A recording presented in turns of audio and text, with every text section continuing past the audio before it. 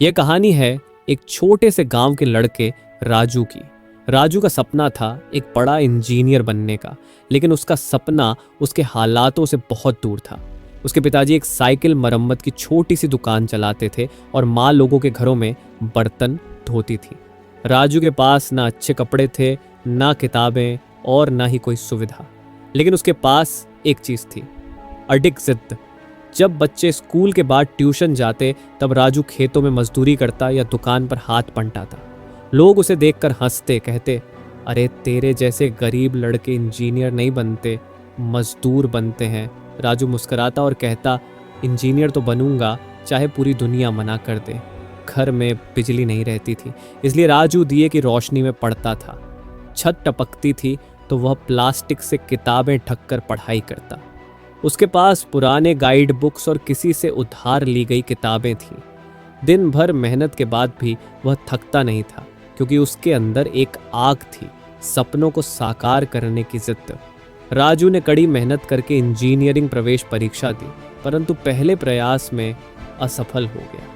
घर में मायूसी छा गई। माँ रोने लगी, पिताजी खामोश हो गए, परंतु राजू ने सिर झुकाकर बस इतना कहा, यह हार नहीं, जीत की तैयारी है। उसने फिर से तैयारी शुरू की।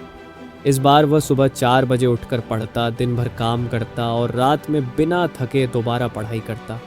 अगले वर्ष राजू ने फिर से परीक्षा दी और इस बार वह ऑल इंडिया रैंक 138 लेकर आया। उसे देश के एक प्रतिष्ठित सरकारी इंजीनियरिंग कॉलेज में प्रवेश मिला। आज वही लोग जो उस पर हंसते थे, उसे गर्व से याद करते हैं। राजू अब एक सफल सॉफ्टवेयर इंजीनियर है। वह अब ऐसे बच्चों की मदद करता है जो उसके जैसे हालात में हैं, लेकिन सपनों से समझौता नहीं करना चाहते। उसके कमरे की दीवार पर आज भी लिखा है, मैं तब तक नहीं। ये कहानी है जब तक छोटे से गांव के लड़के राजू की। राजू का सपना था एक बड़ा इंजीनियर बनने का, लेकिन उसका सपना उसके हालातों से ना होता है। कोई उसके पिताजी एक साइकिल मरम्मत की छोटी सी दुकान चलाते थे और माँ लोगों के घरों में भी हालात मुश्किल हैं तो मत। राजू के पास ना अच्छे कपड़े थे, ना किताबें और ना ही कोई सुविधा। अगर लेकिन उसके पास है तो तुम क्यों नहीं जिद्द करो और अपनी। जब बच्चे स्कूल के बाद ट्यूशन जाते तब राजू खेतों में मजदूरी करता या दुकान पर हाथ हर कहानी कहती है। लोग उसे देखकर हंसते, कहते, अरे तेरे जैसे गरीब लड़के इंजीनियर नहीं बनते, मजदूर बनते हैं। राजू मुस्कुराता और कहता, इंजीनियर तो बनूंगा चाहे पूरी दुनिया मना कर दे। घर में बिजली नहीं रहती थी, इसलिए राजू दिए की रोशनी में पढ़ता था। छत टपकती थी तो वह प्लास्टिक से किताबें ढककर पढ़ाई करता। उसके पास पुराने गाइड बुक्स और किसी से उधार ली गई किताबें थीं। दिन भर मेहनत के बाद भी वह थकता नहीं था, क्योंकि उसके अंदर एक आग थी, सपनों को साकार करने की जिद्द। राजू ने कड़ी मेहनत करके इंजीनियरिंग प्रवेश परीक्षा दी, परंतु पहले प्रयास में असफल हो गया। घर में मायूसी छा गई। माँ रोने लगी, पिताजी खामोश हो गए, परंतु राजू ने सिर झुकाकर बस इतना कहा, यह हार नहीं, जीत की तैयारी है। उसने फिर से तैयारी शुरू की। इस बार वह सुबह 4 बजे उठकर पढ़ता, दिन भर काम करता और रात में बिना थके दोबारा पढ़ाई करता। अगले वर्ष राजू ने फिर से परीक्षा दी और इस बार वह ऑल इंडिया रैंक 138 लेकर आया। उसे देश के एक प्रतिष्ठित सरकारी इंजीनियरिंग कॉलेज में प्रवेश मिला।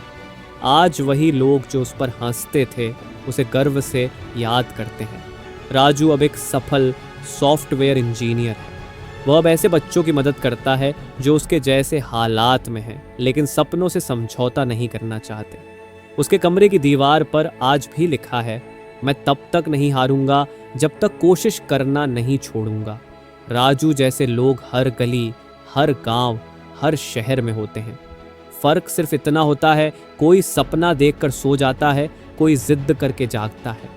अगर तुम्हारे भी हालात मुश्किल हैं तो मत डरना, क्योंकि मुसीबतें तुम्हें तोड़ने नहीं, तराशने आती हैं।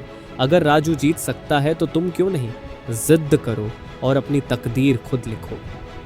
इस चैनल को सब्सक्राइब कीजिए, जिड ह्यूब, जहां हर कहानी कहती है। Thank for watching.